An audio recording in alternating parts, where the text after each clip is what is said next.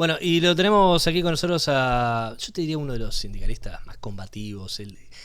Milei debe tener un póster de él, porque cada mañana que se entera de una noticia de los trabajadores que resisten al ajuste de la motosierra, está él a la cabeza, ¿no? Está el nombre de él. Y es uno de los sindicalistas que más está defendiendo a los laburantes, en este momento a los más afectados, que son los del Estado. Está con nosotros acá Rodolfo Aguiar, el secretario general de ATE Nacional. ¿Qué tal? Buenos días. Bueno, muy bien, muy contento de estar por primera vez acá en el piso y bueno, esta presentación inicial generosa yo la traslado a cada una de las y los delegados de ATE de todo el país. Mientras lo escuchaba, recordaba que aquellos primeros días, porque hoy pareciera ser que se le animan todos al león. Claro. Sin embargo, hace 20 o algo más de 20 meses, muchos especulaban, otros no se animaban y los estatales decidíamos guerrear, porque era una guerra la que nos proponían. No nos podemos olvidar que el presidente de la nación, como la máxima autoridad política, administrativa de nuestro país, utilizaba términos de guerra y decía: estamos infiltrados en las filas enemigas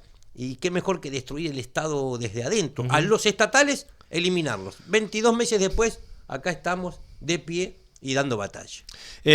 Los estatales lo venimos publicando en Deuda Prometida bastante en la web, investigaciones y análisis también de Agustina Bordigoni, que está siguiendo de cerca los datos abiertos del presupuesto, de lo que se está ejecutando. Y también 2026, y ahora lo vamos a mostrar, justamente cae mucho el pago a trabajadores del Estado, pero sube el de funcionarios. De hecho, ahora en un rato vamos a hablar del Ministerio de Sturzenegger. Sube mucho la guita para funcionarios, que le garpan a funcionarios. Yo creo que estamos frente a un gobierno autoritario que no respeta la voluntad popular. Estamos obligados a analizar cuál es la novedad política de las últimas semanas, y tienen que ver con las elecciones del 7 de septiembre en la provincia de Buenos Aires. Digo esto porque allí se reúne casi el 40% del total de la población del país, y sin embargo el gobierno ha decidido no escuchar, mostrar miopía frente al mensaje de las urnas, y como usted bien lo refiere, convoca una mesa política, conforma una mesa política nacional que no le resuelve nada a nadie.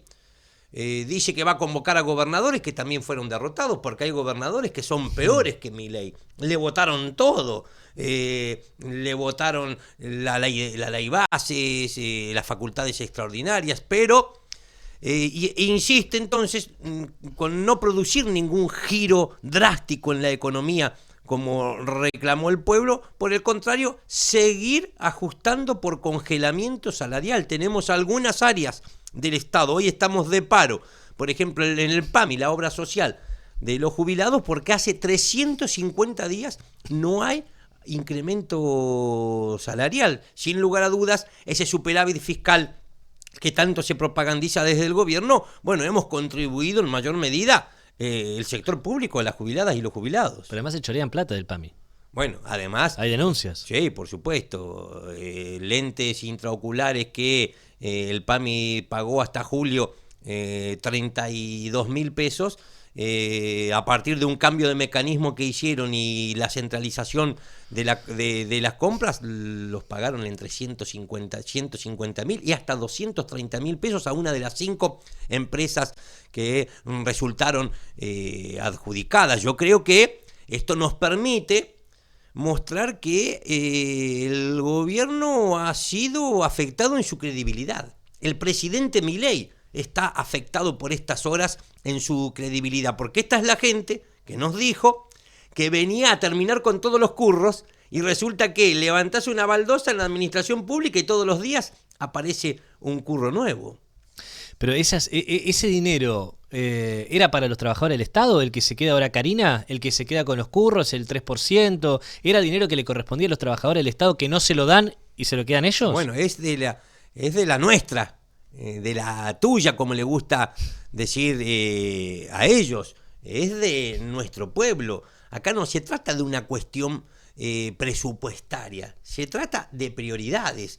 Cuando se decide quitarle por 72 horas, más allá del escándalo y el delito que comete el gobierno y por el que va a tener que rendir cuentas, esas 72 horas que quitó retenciones, eliminó por completo las retenciones al campo para beneficiar a un grupo de empresas cerealeras, y lo hizo en el mismo día que decidía decir que no iba a implementar las leyes de emergencia en discapacidad, por ejemplo, porque no tenía presupuesto. Nunca fue una cuestión presupuestaria, siempre fue una cuestión de prioridades. Se recorta sobre el sector público, se recorta sobre los trabajadores, jubiladas, jubilados, pero se aumenta el presupuesto de, por ejemplo, de inteligencia o el presupuesto de seguridad, porque sin lugar a dudas quieren infundir miedo, utilizar el aparato del Estado para reprimir,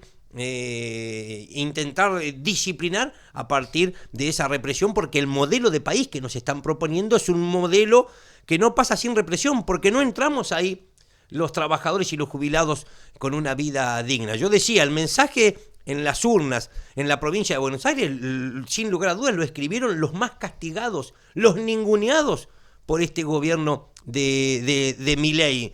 Trabajadoras y trabajadores cuyos salarios no alcanzan para llegar a fin de mes, jubilados sin medicamentos, discapacitados, abandonados por el Estado y sin prestaciones, pero también comerciantes, pequeños y medianos empresarios. Ahora hasta los productores agropecuarios, porque con Milei no gana nadie, perdemos todos. 50.000 trabajadores del Estado, dicen ellos, despidieron durante la gestión de Javier Milei, y sin consecuencias para la gente.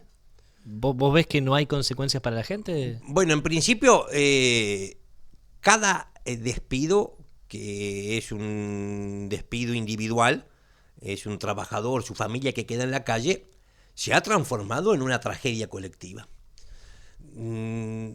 Cuando se destruye un puesto de trabajo en el Estado, lo que ocurre es que una política pública se desmantela y un derecho desaparece.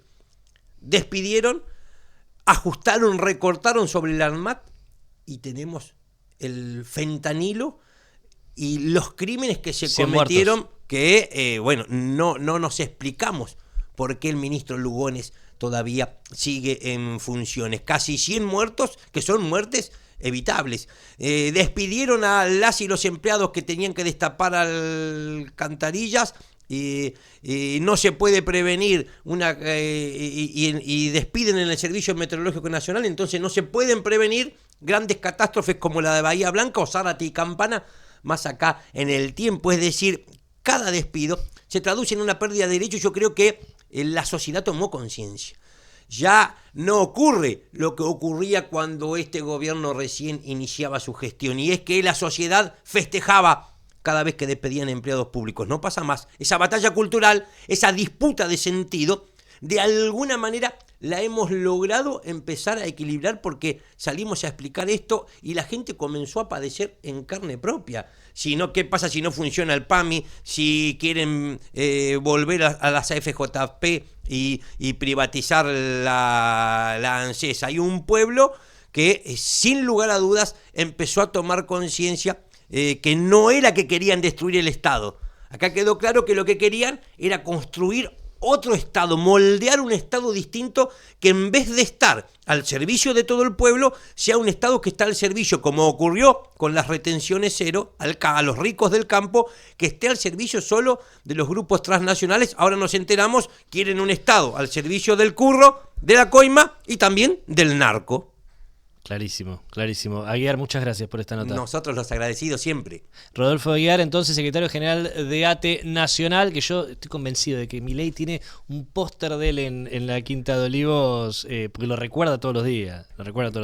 Es que son pocos los combativos hoy. Sí, a mí siempre soy de los que piensa que no se logra nada o muy poco dialogando, al menos con esta gente que está en la Casa Rosada. Nunca tuvieron un perfil ni quisieron dialogar, por lo tanto hay que confrontarlos. Ahora parece que todos les perdieron el respeto, nosotros no los respetamos nunca, ni siquiera el 10 de diciembre cuando asumieron. Gracias, Aguiar. Nosotros los agradecidos.